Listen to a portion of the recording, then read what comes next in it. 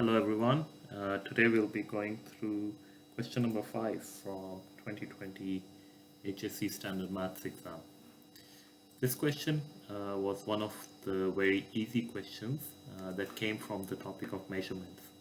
So go to 17.1 from the study matrix. And these are the kind of easy marks that you should try to get as much as possible.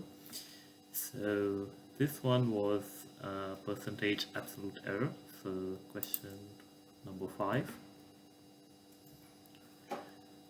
You're given a measurement of 16 centimeter to 1 decimal place, and it's asking you for percentage error. So let's take this out. Now the thing to note here is the lowest value or the point that they're looking at is 1 decimal place.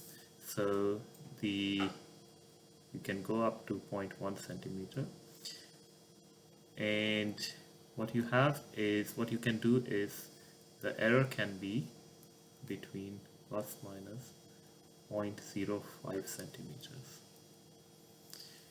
So that's the error that you can make, and to convert it into percentage terms, so you just divide 0.05 divided by 16 and you will get 0.3125%. So the answer would be option A.